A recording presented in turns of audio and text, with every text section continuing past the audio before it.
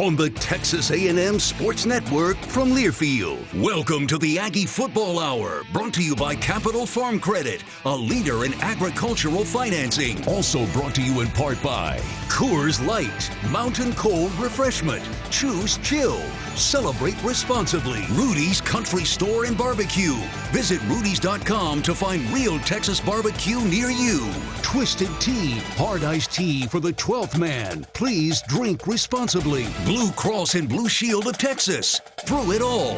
And by Capital Farm Credit. Together, we're better. Now, the Aggie Football Hour, brought to you by Capital Farm Credit, a leader in agricultural financing. Here's the voice of the Aggies, Andrew Monaco. Not sure I ever started an Aggie Football Hour presented by Capital Farm Credit with fly ball to right field. Fly ball to right Yankees field. take game 2. I think that goes something like this. Yankees win. You the Yankees win. You're pulling a John Sterling Little on John me. Sterling from back in the day there for all you Texas fans who have no idea what I'm talking about. He is really head coach Mike Elko, 6th ranked Aggies after their 16-10 win over the Auburn Tigers on Saturday. And with most of his eyes on the football team, but one of them now that series is tied up at one apiece. We'll talk some baseball. Yeah, We'll so listen, a Saturday night blackout in Kyle Field from an atmosphere standpoint is going to be about as elite as it gets in athletics. Yeah. Playoff baseball in the Bronx is probably the next best thing outside of College Station, and then you throw the Red Sox into it too, and so it's a fun series to watch. You just keep adding it, right? Keep raising and just it. while we're at it, we'll throw a quick jab to the Mets who are home watching, and so that makes it even better. Don't they have Soto? Yeah, he's watching too. Is he really? Yeah, Okay. I think we tried to get him tickets. Just to kind of experience the playoffs this year. Yeah. Well, he's got his suite and he's got his wardrobe for his mom. That's what he got from the Mets, but no postseason. Yeah, the Twitter army, if we could have fun with that internally and not let that thing be something that we announce to the whole world, that would be great. Exactly right. Coach is referring to Saturday, 6:30, Mississippi State. The blackout will happen once again. And I went black again for everybody. You did it on Monday also. Yep. Yeah, absolutely. And electric last year against LSU. The script, Aggies on the black helmets. It's something. Looks nice. Hey, Coach, how much is that a combination of Adidas, you, the players coming together for something like that? I don't take credit for a lot of things, but I'm taking the credit for that one. There you go. I like it. Yeah, I think no, the script obviously was done. I don't know who did I don't know who does the branding and marks that did the script Aggies. And when I got here, that was something that was new from when I was here as a defensive coordinator. And I think it looks really sharp. I think it really kind of just signifies who we are in a really classy kind of new look way. And so I was really taken by that. And so we kind of played around with, could we get helmet stickers made that way? And you're always going against tradition versus new versus tradition versus new. And, I wanted to roll the dice and see what people would think of it. And I think everyone kind of took to it really well. And I've said this before, we're going to be traditional in the majority of what we do. We're going to wear the classic helmets in the majority of what we do. A couple times a year, it's always nice to just kind of throw a little different wrinkle in there to just kind of catch everybody's eye, to kind of make a mark on social media, to get some excitement around the young people. And so that's kind of what we did, and I think people really enjoyed it.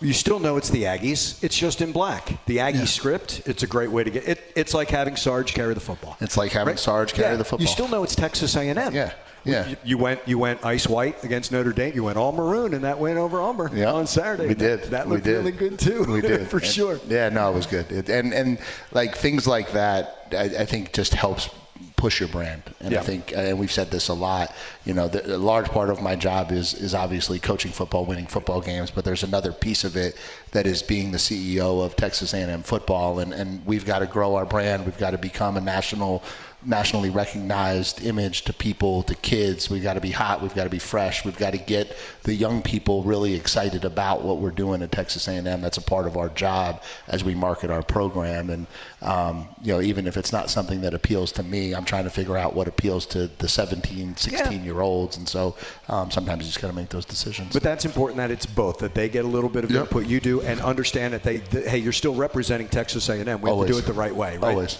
Let me ask you about, before we get to the game, and this week with the blackout, obviously, and also last week, 108,000, almost 109, fifth largest crowd at Kyle Field. How does that have an effect on your recruits and the recruits that are in that building? Yeah, so it was interesting. One of the things, like, when I came back, and again, we do things our way, and we don't talk a lot about previous regimes or anything like that, but we made an enormous emphasis on getting kids to games on Kyle Field. Like, that was one of the first things that I said was, I'm not really into all of these events in the off season, because I think if you bring a kid to College Station in June, like, it's nice, but I don't know that it's different than him going to any other top program. You bring a kid to Kyle Field on a Saturday night, and when there's 109,000 in the stadium, and that atmosphere and the energy, like, they won't see anything else like that. Right. And they'll walk away from that with an impression that Texas A&M is a premier place to go, and it's different than anywhere else that they've been. And so we've put a huge emphasis on getting 2027s, 2028s to games is kind of where our focus is now, whereas I think maybe when I was here as the defensive coordinator, it was like 2026s, and maybe in my mind that's a little late. And so we want to get this out in advance. And, of our 2026 commitments, I can't talk specifically about them, but I would bet 99% of them were at a game last fall. Yeah. And that was where it all started. Like, it was like, hey, I kind of know about Texas A&M, kind of like I know about all these other schools that are recruiting me, and then they came here, and it was whether it was the LSU game or even the Notre Dame loss or the Missouri win, and it was like, whoa, okay, yeah, like, this is a program I want to be part of. That's really cool. Yeah. And so that's kind of how we use it. And again, I say it all the time, I can't say it enough. It's a thank you to the Aggies out there who make that place what it is. It's a thank you to all of the people who were part of the redesign of Kyle Field, because when you walk into that stadium, it's something different. You don't feel a stadium like that anywhere else you go. You don't feel the energy and electricity anywhere else you go. And so, we try to use it as best we can. So instead of saying, hey, imagine what this is like, they no longer have to imagine. They can feel it. They can feel it, yeah. And it is. It's a huge part of our recruitment. I think we had, I can't even imagine what our girls went through last week entertaining, but it was close to 160 like what we would call priority targets, like people that we were aware of, knew of. That's not to say like other high school kids who just were at the game too. And, and then you're trying to manage it and put events on, and, those weekends are busy, but those are the things you got to do to keep elevating the program. That's exciting to get to. Absolutely exciting. We'll talk about that win when we come back. We're just getting started. Howdy, Ags. Look out for opportunities this season for your chance to win Texas A&M prizes from the Texas Lottery. The Texas Lottery proudly supports Texas education and veterans. Play the Texas Lottery today. Scratch them tickets and gig them. The Aggie Football Hour with Mike Elko. It's presented by Capital Farm Credit. We'll roll on from Rudy's 504 Harvey Road here in College Station. This is Aggie Football from Learfield.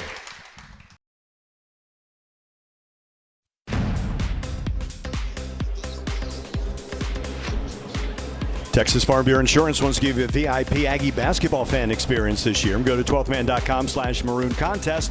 That's where you register. One winner and a guest will receive game tickets, a VIP tour of Reed Arena. You'll be recognized on the video board during the game. Register today. 12thman.com/maroon contest. Texas Farm Bureau Insurance is a proud partner of Texas A&M Athletics. Lucas, Texas, Flatonia, New Braunfels, Saginaw, Levon, Pat in Kansas is saying hi. Oklahoma's checked in, Royal Virginia, and Carol says hi from Mom. Yep. Yeah, absolutely. On the phone with her again in the parking lot. Were you before really? I walked in. Gotcha. You also have... Hi, Mom. Hi, Carol. Michael from Lucas is saying, which is louder and more difficult? 60,000 cowbells or 100,000 yelling fans? 100,000 Aggies. Love it. Beats everything. Love it. I've been in a lot of places, been in a lot of environments. I'll take my 100,000 Aggies over anything. You know who we can ask? He's going to hate me for doing this. Yeah, there's Jackie a guy in the audience who's got a really. Jackie Sherrill is here. Jackie, thank you for being here. He could probably speak very well closely about which one is a better atmosphere. Yeah, and the All-American center as well at Alabama. So, well, you're talking about successful. Hey, I've said this too, Jackie, by the way. I think Pitt finally got over the grudge. They put him in the Hall of Fame. Oh, finally. Good for you. He deserves to be you. in that. That's for sure. Let's talk about this win over Auburn. And I want to start with the defense, and you talked about it. That defense and that defensive line. And, you know, I joke with you, and it's really not a joke. It's the same way that we talk about turnovers being a part of the game. That line of scrimmage was won by Texas A&M on Saturday, wasn't it? Yeah. And when you play SEC football, that's where everything starts. And you know, it's what makes this league different. It makes what makes recruiting in this league different. You know, you've got to have the people up front in order to be successful. And we were able to do that Saturday. And I think winning the line of scrimmage makes a huge difference. And just like the Aggies won in volleyball. Four sets at South Carolina. So, too, we can clap. I was giving them the freedom to clap. So, too, did the Aggies win the line of scrimmage on Saturday against Auburn. Like that transition. I like that. The segue. I'm telling you. Between your John Sterling and segues, I'm out of a job pretty soon. Well, listen. But I'm not calling plays. There's a lot less stress in the other world. A lot. And they pay us, but they don't pay us. Not like that. Yeah, no, not at all. Hey, 0 for 13 on third downs, 0 for 2 on fourth downs against Auburn. And if I remember correctly, the average third down yardage for Auburn was just under 11 yards. Wow. They play in one, and the average drive was 4 plays. I think it was 6 3-and-outs and a couple of 4-and-outs. So it was great to see that defense, and you knew it was coming. You knew that kind of performance was coming, and you know it's not a one-off performance either, is it? I don't know if I would say I knew. Hoped. How about gotcha. let's use the word hoped. No, I think when we've watched the tape of our defense, and I've said this, and listen, at the end of the day, you're always going to be judged by the results, and that's the world we've all chose to live in. Play in, play out, we were not playing as poorly as maybe the end results were looking like. It was a lot of just getting things on the same page, getting an understanding for whatever reason, a mental breakdown or not consistently doing things the way we were hoping to get them done. And that falls on everybody. That's not just the players. That's everybody's job to make sure that happens. But, you know, we were efficiently winning downs, but we weren't getting the results. And so that's where, like, as you're looking at the process, you're just trying to convince the kids, like, if we can just lock in, if we can just stay focused, if we can just be consistent, we have the ability to go out there and be better than we've been. And Saturday was a really good step for us of, you know, going out there, focusing, locked in. I think the most impressive stat of all of them was after the touchdown that brought it to 13-10, I think they ran 10 plays from -1 yard. And I think when you talk about, like,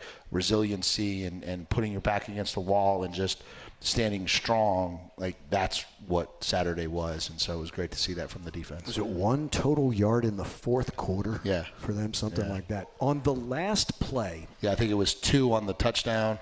Right. It was 2 on the touchdown drive and then -1 on all of the drives after that. Amazing. On the last play, great pressure. But Cassius drops and covers Cam Coleman, doesn't he? And Jackson Arnold looks that way, and it's not there, and he ran out of time, didn't he? Yeah, you know, I think one of the things we try to do is get a feel for where pressure will send the ball, and if you can disrupt timing just a little bit, and it didn't need a lot. So Deion Hayes did a heck of a job. I'll give you – here you go. Here's a little bit of a behind-the-scenes thing. Okay. I just learned this today. I was talking to Deion about this today. Really cool. So Deion jumps the snap on that one really, really well. Gets a phenomenal takeoff. He said, hey, like, how'd you know they weren't going on 2? He says there was 8 seconds on the play clock, so I knew they didn't have time to go on 2. So I got my snap. I got my stance, and as soon as I saw the quarterback start his motion, I just took off because I knew there was nothing else they could do. Really? Had that been from all the snaps over the course that he found that pattern obvious? Yeah, well, there was the play clock was running down. Yeah. And so he knew there wasn't enough time for them to do anything else but go on 1. How about that? How about that? Little things, little subtle things that you get when you come out to Rudy's for the weekly radio show here for college football. Outstanding. Follow up on that, Mr. Monaco. Hey, Aggie Football Hour is brought to you by Capital Farm Credit. How about that? The largest agricultural lender in Texas. Capital Farm Credit, together we're better. Pat Shields has another question. I'm asking it when we come back. Be ready for it. It's the Aggie Football Hour. It's with Mike Elko, and it's presented by Capital Farm Credit. Stay with us. It's Aggie Football from Learfield.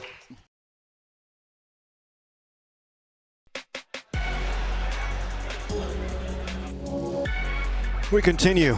This is the Aggie Football Hour with Mike Elko. It's presented by Capital Farm Credit after the Aggies defeated Auburn 16-10. Take on Mississippi State Saturday, 6:30 is the kick, 5:30 with our Memorial Hermann pregame show. The winner right now is Singapore. Chris has checked in from Singapore, Clyde, Texas, San Antonio, Dallas, and this is a first. Kittiquay, Texas, somewhere between Amarillo and Lubbock. Have not been there. No, I'm surprised. That's a new one for me. I'm surprised. I can just imagine some places. I'd love to see a map of where you've recruited. Yeah, I've been to a lot of places. I've been to a lot of, and then honestly, the most scenic route I took. So my son's last travel baseball tournament when I was here as the defensive coordinator was in New Mexico, and so I thought it'd be a good father-son trip. And so we piled up in the car and we drove, and so that takes you through West Texas. And so we stayed in Abilene, we stopped in Lubbock, we kind of went through that whole, and then got into New Mexico where you better know where you're going because there's no cell phone service, and you just hope you come out on the other side.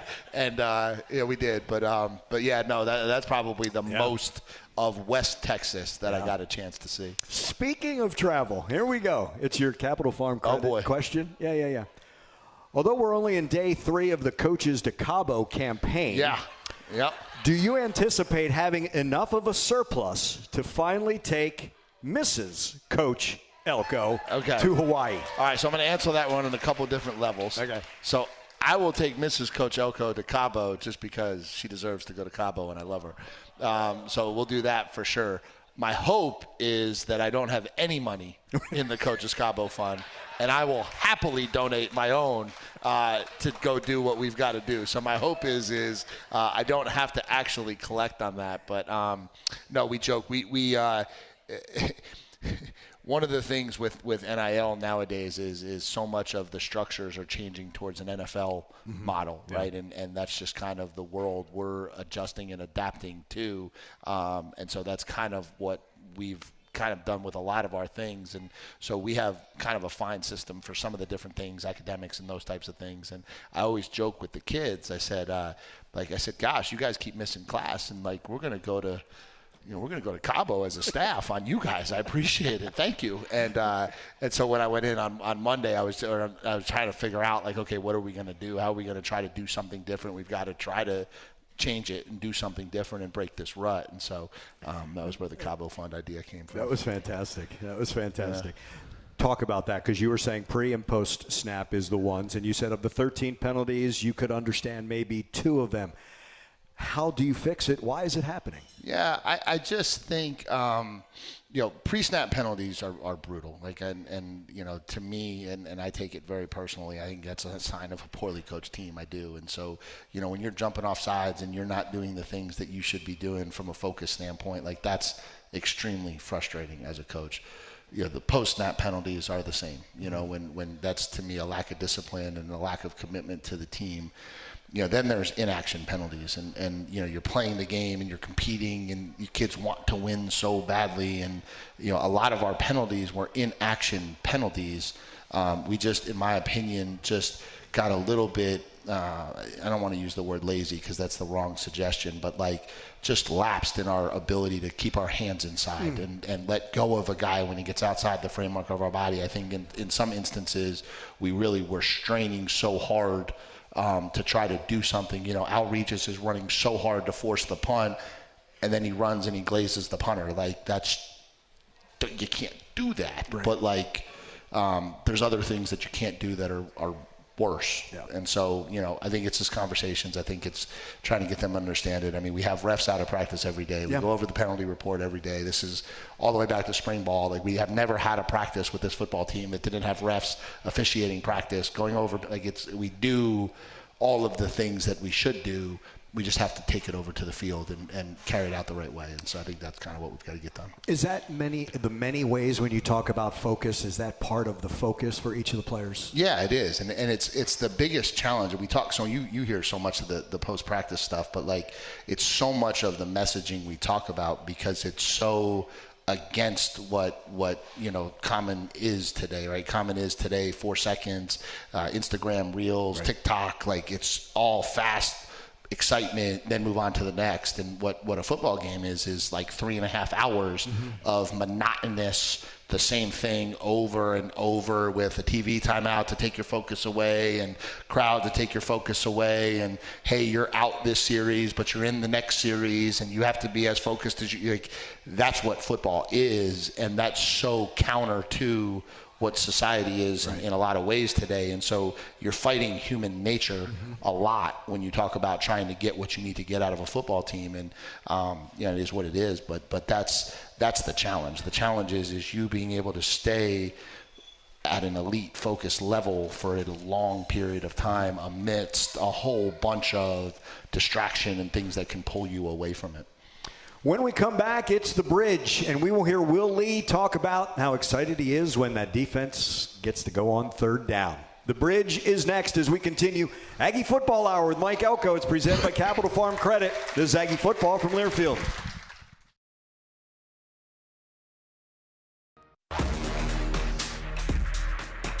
Through the generosity of the 12th Man donors, Aggie student athletes have the resources to succeed at Texas A&M and beyond. Start your tradition of support today at 12thmanfoundation.com. Time for The Bridge, and the best thing that I heard this week, that would be cornerback Will Lee getting hyped for third down. Oh, it's real fun, especially when we have them in third and long and just watching the D-line get the tee off on them, and it just makes my job real easy. Playing with that Mobamba and everything in the stadium, that also adds a plus to it, so yeah. That's the blanket, Will Lee, and you will hear more of Will Lee along with Tyreek Chappelle in our Memorial Hermann pregame show on Saturday. That will start at 5:30 from Kyle Field when the Aggies take on the Mississippi State Bulldogs. It is a blackout at Kyle Field. More of the Aggie Football Hour with Mike Elko. It's presented by Capital Farm Credit when we return to Rudy's, 504 Harvey Road here in College Station. Stay with us. This is Aggie Football from Learfield.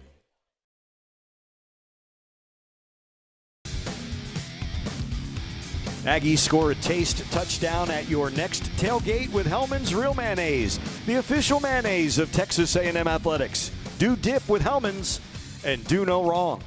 We continue with the Aggie Football Hour. It is with Mike Elko, and it's presented by Capital Farm Credit. We are at Rudy's, 504 Harvey Road here in College Station. The Aggies and the Mississippi State Bulldogs, 6:30 on Saturday. The kick foot to ball will be about 6:40 on Saturday. We'll get started 5:30 with our Memorial Hermann pregame show. As we said, you will hear from Will Lee and Tyreek Chappelle in our pregame show. Will Johnson went one-on-one with Mario Craver.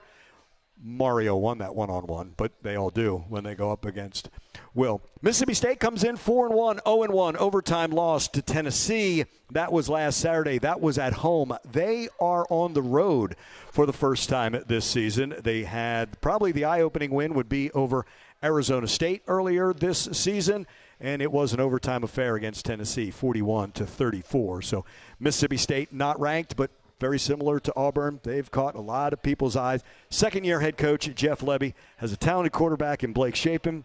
Got some injuries. That will be interesting. A very stout running attack with Devon Booth and Fluff Bothwell. And they've got receivers. But as I said, some injuries. One of their wide receivers is down. One of their linemen is down. And their nickel is down. They will be game-time decisions when the Aggies take on Mississippi State. Again, that is 6:30, 5:30 with our pregame show, the Memorial Hermann pregame show.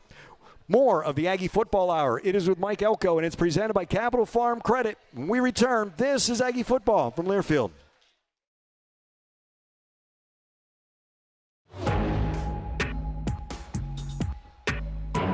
When you need a new roof or just have a pesky leak, you want to call on the winning team at Schulte Roofing, home of the Bulletproof Roof Guarantee. Get the best. Visit SchulteRoofing.com. We continue with the Aggie Football Hour. It's presented by Capital Farm Credits. They have checked in from Los Fresnos and the Woodlands, Santa Fe, Texas, in Plano, Hallettsville, that's where the Hallettsville Hammer is. Ryan Targach. And Baytown. James Hillen from Baytown, the home of Quentin Coriat and Big John Byington. Thank you, James, for checking in. Woodstock, Georgia, Savannah, Georgia. And a Texan living in Mississippi has checked in as well. So we know exactly who, let's see, Dawn is rooting for in that one. Mike, the offense for the Aggies, you mentioned 15 explosive plays against Auburn. And I'm just going to take this from Stat Broadcast. What I noticed was 207 yards rushing, 207 yards passing. And when in the explosive plays, and I think they do on Stat Broadcast 10-plus rushing, maybe 15-plus. But it was 8 and 8 is how they did. I know you guys do it differently, but those kind of explosive plays, that balance in yardage, the balance in explosive plays, and I think it was 16-1 was the explosive plays. That's always an important gauge as well, is it not? Yeah, I think so. And obviously that's what we talked a lot about this offseason was our need to become more explosive on offense. And it's what's carrying us right now because, we still have some work to do from an efficient standpoint. We're kind of the opposite on defense. We're more efficient, but we give up a few too many explosive plays. On offense, we need to get more efficient and keep creating the explosive plays. But I thought we won the line of scrimmage. We ran the football like you need to run the football to win an SEC football game. We made a lot of plays. The penalties got us behind the chains. We stalled some drives in the red zone and ultimately didn't get the points to match the production. And that's kind of been the focus this week is finishing the drive, finishing what we start, making sure that, again, that focus level stays locked in all the way through. Because if you run for 200 yards, you should put up more than one touchdown. Right. And we're capable of doing that for sure and look forward to getting back out there Saturday. You have told us all about the men of the 10. And all I could think about when Marcel Reed is chasing down Atkins after the interception and he's tackled by Mario Craver is that message is clearly gotten through to this team, has it not? I mean, probably one of the best efforts of the season, right? And wish we would have gone out and got a stop because that would have been a really amazing thing to put together. But for Mario Craver to not really be involved in that play at all, to just put his foot on the gas, put his head down and just run that kid down on the 2-yard line and at least give us a chance to go out there on defense. That's what you talk about when you talk about men of the 10 playing for each other, playing for Texas A&M. And again, those are the things that I love so much to point out because those things are still alive and well, even though everybody on social media wants to pretend like they're not. Yeah. Would you also add, you mentioned that the special teamer was Jared Kerr. And I love what you said, the special teamer of the week being Jared Kerr, about a young man who has accepted his role. And maybe it wasn't when you first met him. He's not the only guy like that you have on this team, correct? No, not at all. I think you look around and, you see a lot of guys that are in these types of situations. You see Terry Bussey, who is obviously extremely talented, maybe not getting all of the targets that his talent would warrant, going out there on kickoff return and making plays and helping us be successful. You see a kid like Jared Kerr giving us everything you want. You see Damian Sanford not playing the role that I'm sure he would have hoped to play in the beginning of the year, but staying hungry and staying ready and going out there and doing what he's got to do. You just see that all over the program. And again, that's what winning teams look like. That's what winning football looks like. And it's just really cool to see the kids buy into that and do those things. Damian in for Scooby. Does it help someone like Damian to play alongside someone like Torian York? Yeah, for sure. And I think, Damian's a kid who we have a lot of confidence in, played a lot of football. And what we tell our guys all the time is like, we're a talented team and we have talented players. And so you not playing isn't us saying we don't like you. It's not us saying you're not good. It's just saying he's playing a little better right now. And so let's have some honest, real conversations about the areas we can get better at, you can get better at, to try to carve that out. But we're not going to hesitate when it's time to go to you, and you have to be ready when it's time to go to you. And we're not down on you. It's competitive. It's a competitive environment to play SEC football. For as much as they do want to play, and I get it, and they've been ready for the moment, this is a team that talks an awful lot about their respective rooms.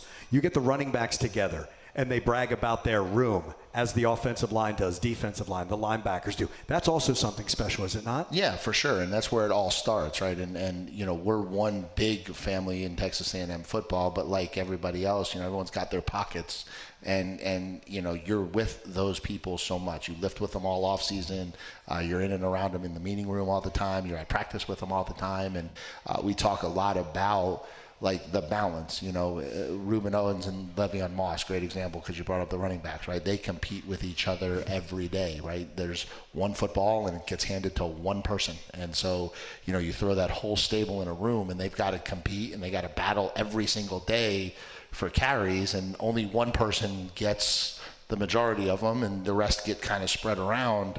But then you got to love each other, right? Yeah. And you got to play for each other, and you got to be with each other, and you got to do those things. And how you balance that is really critical. And I think we message it. I think most people do. I think our kids have really bought into that messaging, and I think that's what you're seeing kind of take hold in our program, which is really cool. It was nice to see that some players who you did not have last November at Auburn were back, made a difference. As you said, you lost Chase Basantis in that season, and you thought he was playing at an all-conference level. Yeah. You didn't have Le'Veon or Reuben, and they had the explosive plays. And you had Tyreek Chappelle back there. And I love to hear Will Lee talk about Tyreek, and Tyreek talk about Dez, and Dez talk about, like, that's another group. Yeah. But it was nice to have that experience as well back for that contest Saturday, wasn't it? No, for sure. And you know, listen, it's not a secret that you're a better team when you have your best players playing. And you know, we don't make excuses. I'm not a guy that gets up on the podium and says, you know, oh, well, we didn't do this because this guy was hurt or this guy didn't play. Like, that's just not the world or the culture we're going to create around Texas A&M football. We got a job to do, and we're going to do it regardless of circumstance. But yeah, it certainly matters to have the better ones out there. That plays a big role in it. And so, yeah, it's great to see Le'Veon like hitting his stride.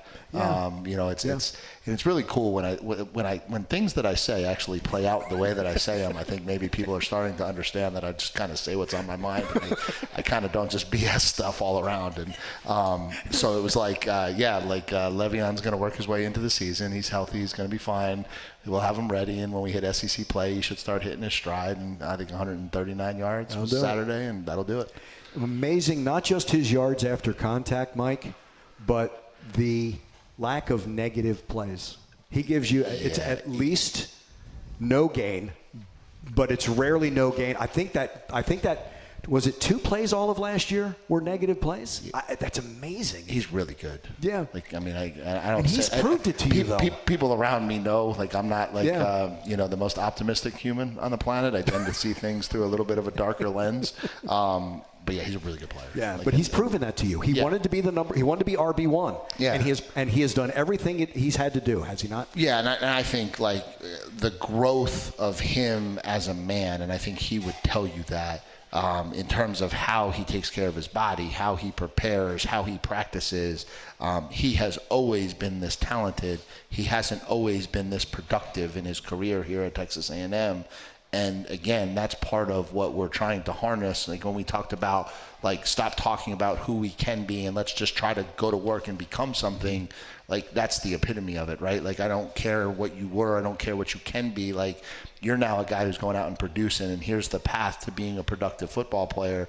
And him, as much as anybody, is probably the model of that in our program. And you know, he's in every meeting on time. He's early. He's got a great mindset. He's locked into what we're doing, locked into what we're saying.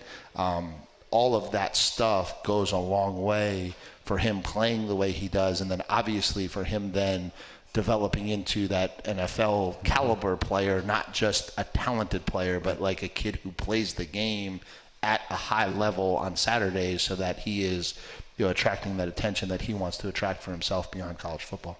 One final segment. We'll talk the next opponent, Mississippi State, when we return to the Aggie Football Hour with Mike Elko. It's presented by Capital Farm Credit. This is Aggie Football from Learfield.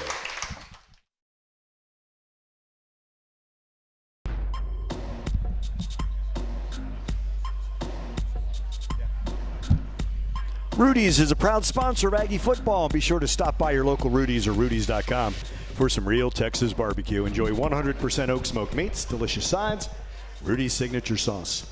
Hey, Steve, with his tongue firmly planted in cheek, do you know if the officials are getting paid by the hour or how many flags they can throw? I think the officials do an unbelievable job. I think they're the best thing that we have going in the SEC. I think week in and week out, it's an extremely consistent performance that we get. And I'm just very blessed and honored to have them grace our football field every Saturday. I heart you. Thank you. Thank you. Hey, let me do this real quick. Is Bill Preston out here? Where's Bill? Bill Preston? Anywhere? Was he here? Oh, he's back there. Is he? Bill's in the back. Okay, Bill rang the bell here recently, and so let's give Bill a hand for ringing the bell. I can't see him, but that's amazing. Continuing to pray for him in his battle and hoping that he does okay. That's outstanding. Yeah. You know what? We can talk wins, losses, how hard it is, fourth and down. You know, you got to be better on third down conversions, right? He's standing up around the corner. He's standing up around the corner, Mike. Yeah. Thank you, Michelle. Thank you for doing that.